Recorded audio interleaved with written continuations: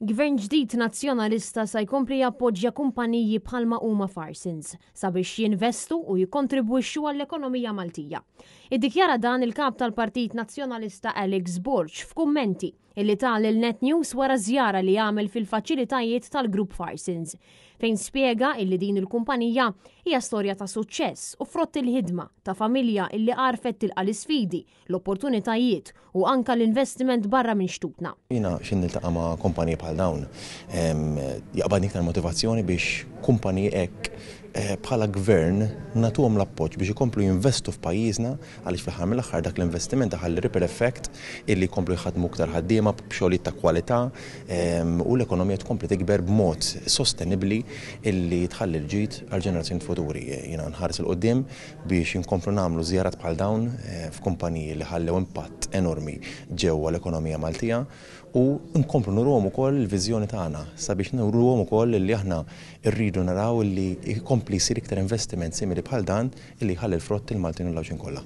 Alex Borch kellu l-opportunità li jżur il-ħaddiema ta' diversi kumpaniji illi għandu il-grupp u anka jdur mal-faċilitajiet differenti ta' Farsons, fejn kien akkumpanjat mit-Chairman Louis Farrugia, id-designate CEO Michael Farrugia u l-kap eżekuttiv Norman Aquilina. Michael Farrugia spjega illi s-suċċess ta' Farsons huwa grazzi għal dawk illi pjanaw fit-tul fl-aħħar mit-sena. It's based on a lot of foresight, vision from some key people in our past, a lot of hard work, a lot of good governance, and a lot of collaboration from a lot of people over these last 100 years.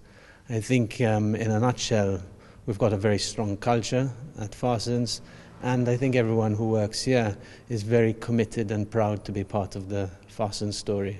Minnaħa tiegħu il-kap eżekuttiv Norman Aquilina tenna illi l-Grupp Farsons ma jkejjilx biss is-suċċess tiegħu fuq il-finanzi imma anke fuq l-investiment barra minn pajjiżna. Aħna ma nkejlux is-suċċess tagħna biss fuq ir-riżultati finanzjarji, imma ovvjament naraw ukoll investimenti li qed nagħmlu fejn qed nindirizzaw dal-investimenti. L-investimenti dejjem irdu jkunu mirati biex nibqgħu noffru prodott kompetittiv fl-istess ħin li nkunu sensittivi lejn l-ambjent u lejn ir-responsabbiltajiet tagħna. U tul da żmien u ovvjament illum ħadna l-okkażjoni biż-żjara ta' Dr. Borch fejn ħadna l-opportunità spjegajnielu x'inhuma l-isfidi l-opportunitajiet li qed naraw fis-suq. Farsons timpjega aktar minn 600 ħaddiem li jaħdmu shifts varjati u dawk li huma involuti fil-produzzjoni jitqasmu fuq sistema ta' 3 shift biex il-ħidma tkompli anke matul il-lejl. Il-maġġoranza tal-ħaddiema ta' Farsons propja 70% huma Maltin.